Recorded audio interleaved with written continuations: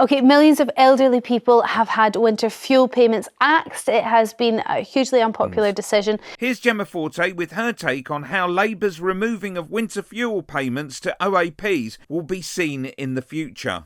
But it's in a bid to save £1.5 billion a year. Now, the government insists that the poorest pensioners are still able to access help. What do you make of this at this point, Jemma? Do you think this is something we're going to thank the government for in the future?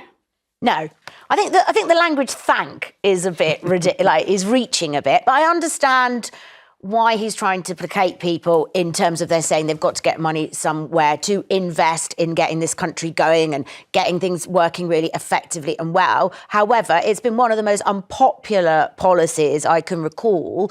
I think universally it was sort of unpopular, even though, despite that, there's a massive proportion of pensioners, the boomers, who are loaded. They don't need a £200 handout, but of course you worry about the vulnerable ones just over the threshold. But what I will say is, if you recall political history and you think there are certain things that a party or a politician will never recover from, ever, and I'm not sure that this is going to be quite as far-reaching as one of those. For instance, the Lib Dems reversing their decision to scrap tuition fees.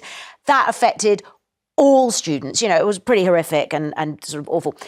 Tony Blair, the Iraq War. He never came back from that. It is a stain. Thatcher, the poll tax riots, what she did to the miners. You know, it's sort of intrinsic in the things that are negative with their legacy.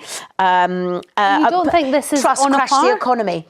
I don't think maybe with things, for me personally, I think it's more abhorrent, their stance on Palestine and the Tories, all flavour of our governments at the moment. I think in the fullness of time, historically, that will be a worse stain, for instance. Obviously, we've got the majority of winter to get through. I really hope that most pensioners survive and are all right and all the rest of it.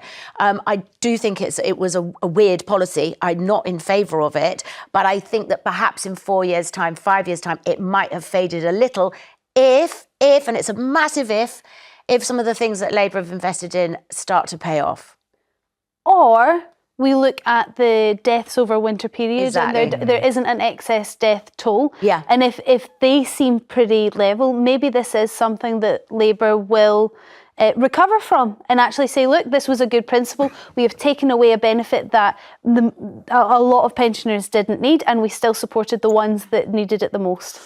Click here for Ian Hislop's take on Musk.